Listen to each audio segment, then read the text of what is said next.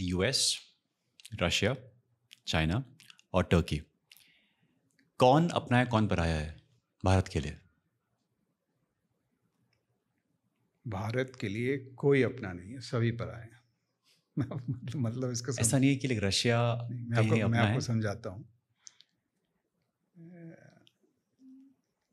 जब मैं बड़ा हो रहा था 1980 में, तो एक लेख लिखा गया था, पता नहीं टाइम्स ऑफ इंडिया में कहीं था, the wall flower and the dance of the dinosaurs. उसका मतलब ये था कि भारत जो था वॉल फ्लावर थी।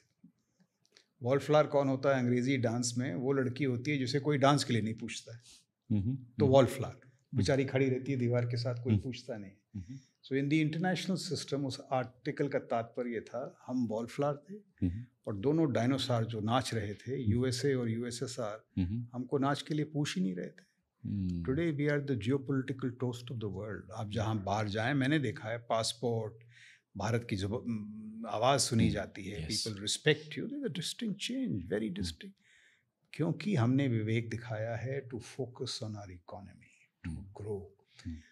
पर साथ साथ ये भी बहुत ज़रूरी है, मेरा ये मानना है, ये जो हमारी यात्रा है अमृतकाल में विकसित भारत की ओर, इसमें बड़ी राष्ट्रीय सुरक्षा चुनौतियाँ आएंगी। ये तो शुरुआत है, ये तो अभी झांकी है, पिक्चर तो अभी बाकी है।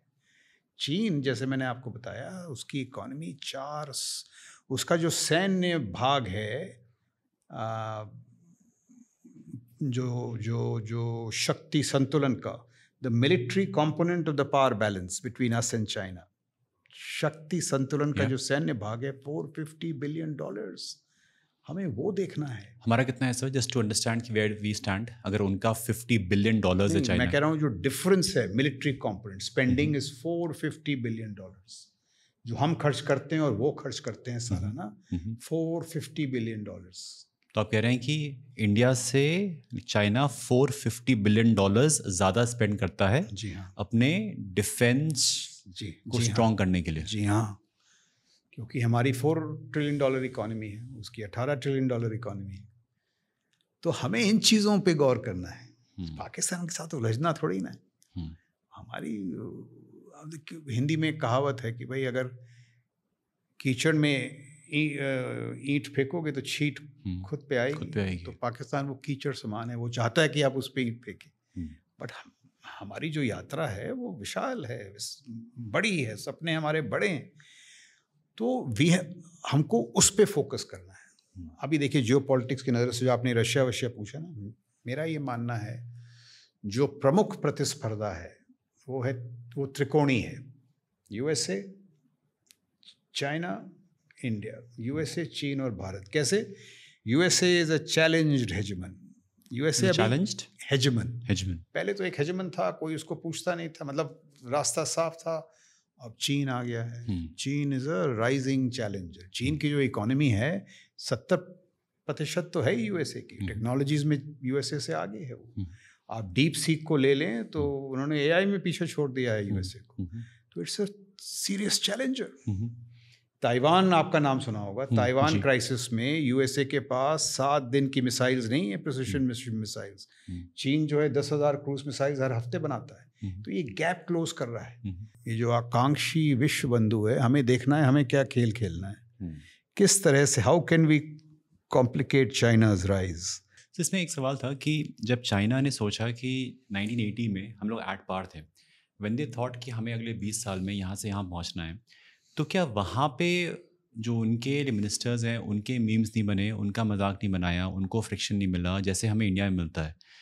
या फिर इंडिया में अगर कोई अच्छा करना चाहता भी है तो ज़्यादा उसको ऑब्स्टिकल्स का सामना करना पड़ता है, ऐसा है? या फिर वहाँ पे चाइना में देखकर एक बार बोल दिया तो फिर बोल दिया, तो कैसे ऐसा? तो भारत, ये जो सवाल है कि भाई चीन सबसे आगे कैसे निकल गया, यूएसए में भी सवाल ही पूछ रहे हैं। भाई ट्रम्प साहब का जो पूरा इलेक्शन कैंपेन इसी पे है कि भाई चीन हमसे आगे निकल गया। तो इसका एक ईमानदार जवाब है और एक इसका क्या कहते हैं, डिसऑनेस्ट जवाब। नहीं सर, पहला चीन ईमानदार चाहिए। पहले डिसऑनेस्ट की बात करते हैं, पहले ईमानदार वाला। It's important. डिसऑनेस्ट जवाब क्या है कि China is an autocracy so it is doing better than us. बड़ा सिंपल जस्टिफिकेशन है कि भाई अगर हम भी ऑटोक्रेसी हो जाएं तो हम। The point is how is China ideating better than you? वो सोच में आपसे आगे क्यों है? सो किसी ने कहा है open society close minds, close society open minds. लागू करने की बात नहीं है, सोच में कैसे आगे है। वो बैटरीज के बारे में सोचता है, आप नहीं सोच पाते। वो डीप सीक करता है, आप नहीं सोच पाते। देखिए, आपने जैक मा का नाम सुना है? जी सर। तो जैक मा से जी साहब नाराज हो गए थे। गायब हो गए वो भी। नहीं गायब हो गए, देखो उन्होंने क्या किया। अगर यहाँ बंदा गायब हो जाए, अगर मैं गायब हो जाऊं तो मैं सल्क करूंगा, कुछ करूंगा नहीं। जैक मा ने कहा कि अगर मेरे को दोबारा जी के इनर सर्कल में आना है तो मेरे को कुछ ऐसी चीज़ कर दिखानी है कि जी मेरे पे आकर्षक हो। तो जैक मा AI के जरिए he creates QVen. QVen is competing with DeepSeek. DeepSeek's competitor is not ChatGPT. It is QVen. DeepSeek जो है सिर्फ R&D करता है। DeepSeek का कॉमर्स से कोई लेना देना नहीं है। QVen does business and commerce.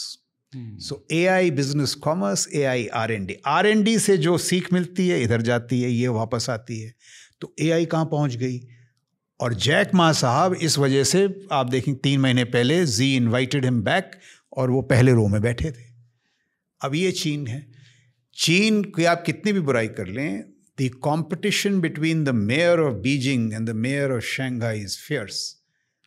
Mayor को क्या कहते हैं? हमारे यहाँ ऐसा सिस्टम ही नहीं है। मान लीजिए दिल्ली कमिश्नर और चेन्नई कमिश्नर में प्रतिस्पर्धा क्या है? ये नहीं कि आपने डेवलपमेंट में क्या खर्च, वो तो होगा ही। ये है कि आपकी AI कंपनी मेरी AI कंपनी से अच्छी है, मेरी क्वांटम कंपनी आपकी क्वांटम कंपनी से अच्छी। अपनी क्वांटम कंपनी को मजबूत करने के लिए मैं उनको उसका हाथ पकड़ूंगा। यहाँ तो नहीं कि क्वांटम कंपनी आई, कुछ फॉर्म भरे अपने। For them this is strategic competition.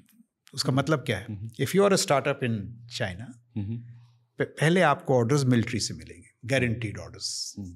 और अगर मैंने आप में प्रतिभा देखी तो I will hold your hand, मैं आपका हाथ पकड़ूंगा till you reach commercial viability. आपको तैयार करूंगा बाजार के लिए। अगर आप में प्रतिस्पर्धा और अच्छी दिखी मेरे को, I will hold you and to destroy the American company. Adversary competition हमारी तरह नहीं कि आइए फॉर्म भरिए फिर L1 पूरी सोच ही अलग है। तो मेरा सवाल ये है, वो इस तरह से सोचते कैसे? वो इसलिए आगे हैं, उन्होंने अमेरिका को पीछे छोड़ा, हमको पीछे छोड़ा क्योंकि वो सोचना उन्होंने बेहतर सर आपने पहले कहा था कि दे थिंक लॉन्ग टर्म। जी, एक मैं 2 आपके आर्ग्यूमेंट्स कंप्लीट कर दूं। They are a autocracy but they are a meritocracy. देखिए जी साहब, जैसे हमारे यहाँ ना civil service is the equaliser. मान लो आप एक बहुत ही मध्यम परिवार से हैं, civil services equalises your status. वहाँ पे membership of the communist party is the equaliser. Xi साहब को 11वीं अटेम्प्ट में प्रवेश मिला था कम्युनिस्ट पार्टी में, 10 बार ही वॉज रिजेक्टेड। जी, you cannot become Xi unless you have done very well as the mayor of Shanghai और which ever mayor. It's not that. तो ऑटोक्रेसी है but meritocracy. If you are a girl in China, हर साल there are just 2 vacancies in the Communist Party in such a big country. So you have to in your high school exam be in those 2 to get membership of the Communist Party. So autocracy to democracy इसका बहाना बन गया है। The real reason is meritocracy, talent, competition, hide and bite. अब अचंभे की बात यह है कि भाई एक कम्युनिस्ट राष्ट्र, see today China is playing the capitalist game better than the USA. Yes. So we have to get to the honest answers. कि प्रतिभा, technology, data, AI, quantum, इस सब में हम पीछे हैं। R&D की एक बात कर लेते हैं। आपने R&D का जिक्र किया। Look at these staggering figures. USA spends $975 billion on R&D every year, science and technology में। $700 billion comes from the private sector. हमारे यहाँ प्राइवेट सेक्टर इल्लेपो, सरकार बोलता रहेगा, सरकार करेगी R&D। The point is not that कि वो खर्च क्यों नहीं करते हैं। पॉइंट इज दिस कि why don't they see obvious value in R&D? Without R&D you are dead. Even Reliance Jio cannot produce Starlinks because no R&D. China spends $575 billion. How much do we spend? Just guess. Sir एक सवाल है मेरे से। नहीं, पहले आप इसका जवाब दे दें। मुझे नहीं पता सर।